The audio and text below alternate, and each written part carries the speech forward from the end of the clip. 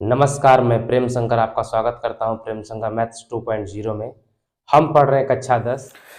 इस वीडियो में हम प्रश्नावली 11.1 के प्रश्न संख्या 3 और इसके आगे का भाग हम देखेंगे।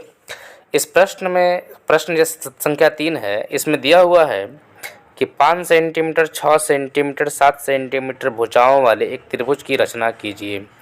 तो सबसे पहले हमको एक त्रिभुज की रचना करनी होगी। इसमें जो सबसे बड़ी भुजा है 7 सेंटीमीटर, इसी को सबसे पहले लेकर के चलेंगे हम। तो एक स्केल की सहायता से आप जो है 7 सेंटीमीटर का एक रेखाखंड खींचिएगा। तो 7 सेंटीमीटर का देखिए एक रेखा हम खींच रहे हैं यहाँ से। तो ये हमारा 7 सेंटीमीटर का एक रेखा हमने खींच लिया। अब 7 सेंटीमीटर रेखा खींचने के बाद जो बड़ी संख्या होगी, ये 6 है, ये बड़ी संख्या 5 से।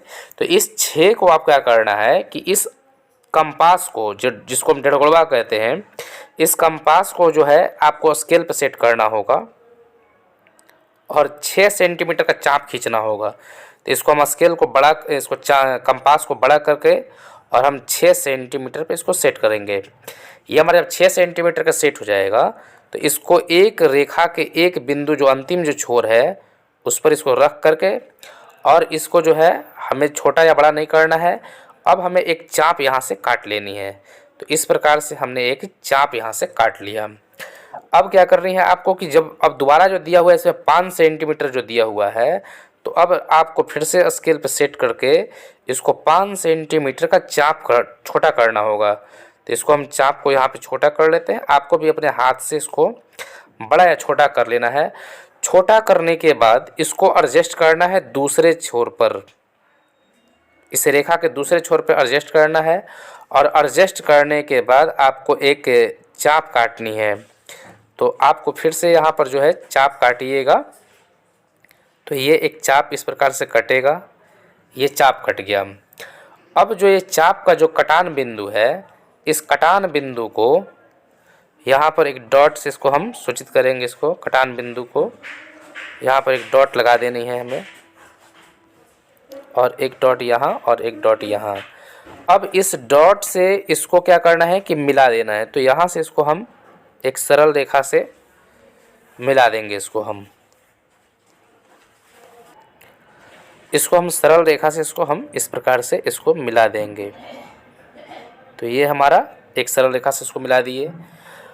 अब जो दूसरा वाला जो भाग है, यहाँ से इस रेखा का जो ये बिंदु है, तो इससे इसको हम मिला देंगे। तो यहाँ से इसको हम इस प्रकार से इसको मिला देना है और मिलाने के बाद इसका हम नाम लिखेंगे। तो नामकरण में हमारा ये हो जाएगा ए, ये हमारा हो गया ए, इसको हम नाम देंगे बी और इसको हम नाम देंगे सी। इस प्रकार से हमारा जो त्रिभुज का जो रचना हो गया, पहला भाग क्वेश्चन कंप्लीट हो गया। 5 सेंटीमीटर, 6 सेंटीमीटर, 7 सेंटीमीटर भुजाओं वाले एक त्रिभुज की रचना कीजिए। तो हमने एक त्रिभुज की रचना हमने कर दी। अब करेंगे फिर एक अन्य त्रिभुज की रचना कीजिए जिसकी भुजाएं दिए हुए त्रिभुज की संगत भुजाओं की 7/5 गुनी है। अब इसमें आपको ध्यान देने वाली बात है कि जो बड़ी संख्या 7 है, उसको आपको चाप काटनी है। तो सबसे पहले हम क्या करते हैं कि 7 सेंटीमीटर का एक पहले लंबा रेखा खींचते हैं। सबसे पहला काम ये है कि हम लंबा एक रेखा खींचेंगे। तो स्केल से आप स्केल की सहायता से एक लंबा रेखा खींचिएगा। तो यहाँ से एक आप रेखा इस प्रकार से, यहाँ से आप एक रेखा, इसको न्यून कोण बनाते हुए आप एक रेखा इस प्रकार से आप खींच लीजिए। अब रेखा खींचने के बाद स्केल की सहायता से खींचना है आपको। स्केल की सहायता से रेखा खींचने के बाद कंपास के माध्यम से, जो कंपास है हमारा, अब जो कंपास है, इस कंपास की सहायता से इस पर आपको 7 बराबर बराबर चाप काटने हैं। तो सबसे पहले इसको कंपास को हम सेट करेंगे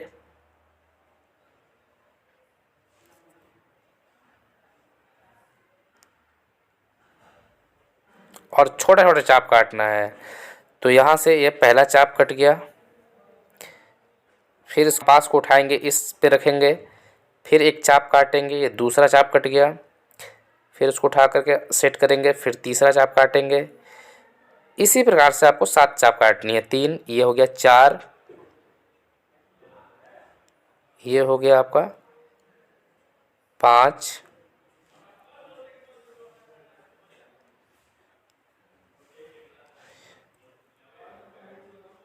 और ये हो गया आपका 6, और ये हो गया 7। ये 7 चाप हमने काट लिया है। अब 7 चाप काटने के बाद अब क्या करना है कि जो इसका नामकरण कर देना है। तो सबसे पहले इसका हम नामकरण कर लेते हैं। ये हमारा B1 हो जाएगा, ये हो जाएगा B2, ये हो जाएगा B3, ये हो जाएगा B4, ये हो जाएगा B5, ये हो जाएगा B6, और जो लास्ट वाला है इसका नाम B7। अब जो प्रश्न में जो दिया हुआ था कि यहाँ पर कि 7/5, तो जो नीचे वाला जो वैल्यू दिया है 5 जो दिया हुआ है, ये जो नीचे वाला जो वैल्यू दिया हुआ है 5, तो इस 5 को आपको क्या करनी है कि 5 से नीचे वाला C को मिलाना है। तो हम क्या करेंगे कि B5 से पहले हम C को मिलाएंगे।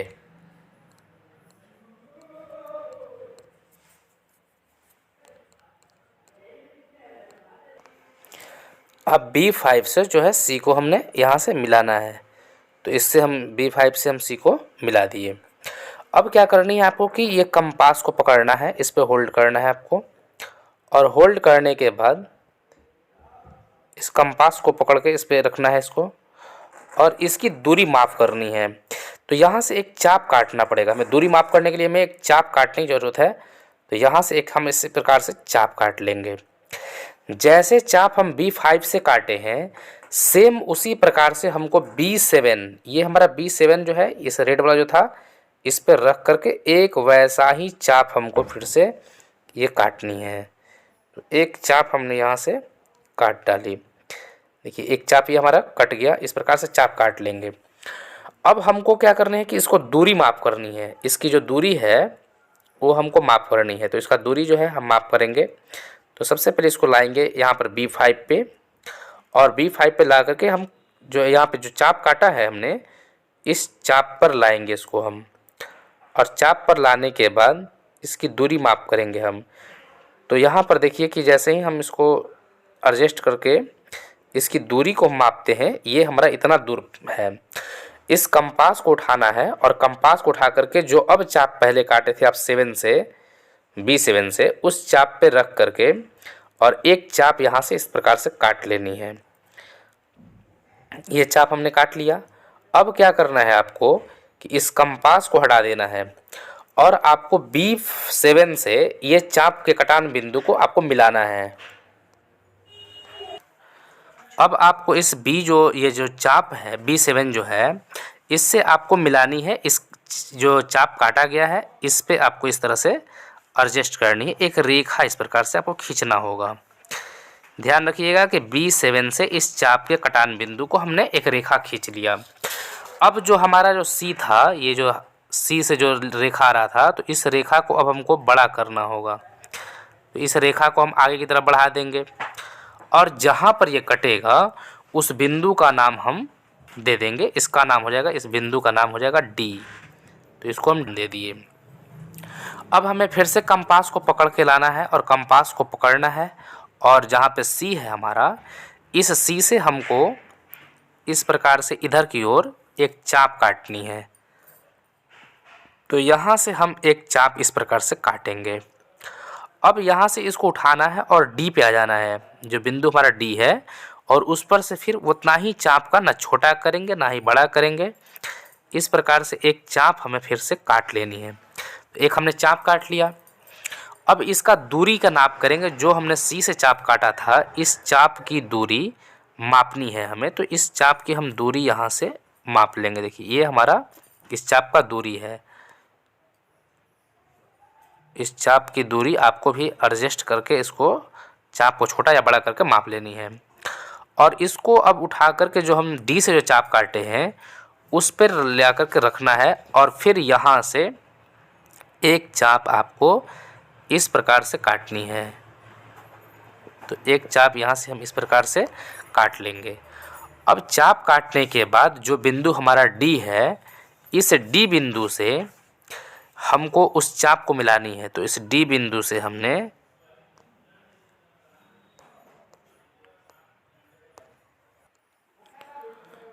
अब इस जो डी बिंदु था हमारा, ये डी बिंदु था यहाँ पर, तो इस डी बिंदु से हम यहाँ से इस कटान बिंदु से इस चाप को हम मिलाएंगे यहाँ से। तो इस प्रकार से अगर हम इसको मिलाते हैं, ये चाप कटान बिंदु को हमने इस प्रकार से आगे मिला दिया। ये हमारा एक रेखा हमको खींचनी है। अब जो रेखा हमारा ए से जो जा रहा था यहाँ से, इसको हमको फिर से क्या करना है कि इसको बड़ा कर देना है इस प्रकार से, और इसका नाम रख देना है, ये पहले वाला का नाम था, ये हमारा डी था, और ये इस बिंदु का नाम रख देना है ई। अब इस प्रकार एक त्रिभुज की रचना हो जाती है। ये त्रिभुज जो हमारा बना, तो ये त्रिभुज जो है पहले वाला त्रिभुज का 7/5 है। देखिए पहले वाला छोटा था, इससे बड़ा हमारा त्रिभुज ये बन चुका है। तो इस प्रकार से आपको रचना करनी है, कोई कठिन नहीं है, जैसे जैसे स्टेप बताए हैं वैसे वैसे आपको करना है। अब रचना के जो रचना हम कर लिए, इसका चरण इम्पोर्टेंट है, तो अब हम चरण लिखते हैं।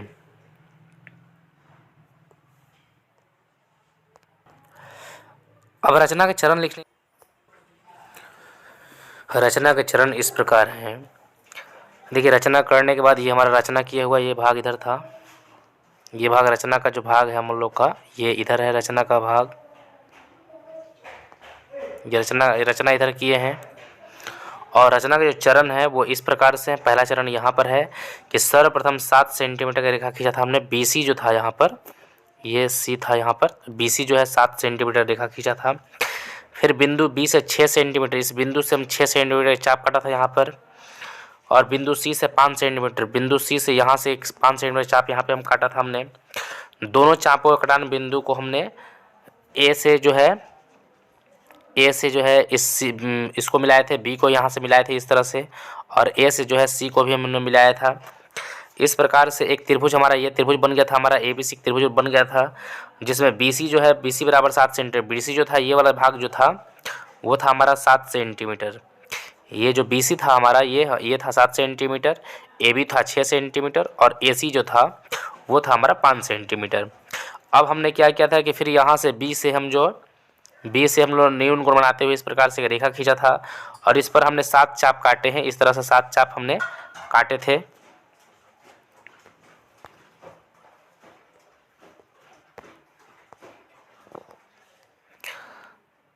B से हम लोग जो है 7 चाप इस प्रकार से हम लोग काटे थे। 7 चाप काटने के बाद B5 से हमने इसको मिलाया था। तो यहाँ पर सब पॉइंट हमने लिखा हुआ है कि B से न्यून कोण बनाते हुए एक रेखा खींचा था, जिसमें 7 बराबर चाप काटा, B5 से C को मिलाया, और B5C के समांतर B7D को खींचा। B5 जो C है ये C था, इसके समांतर B7D हम लोग खींचे थे, ये लाइन खींचे थे इसके समांतर। और फिर क्या लास्ट में हम क्या किए हैं कि CA के समांतर, जो ये हमारा CA है, इस CA के समांतर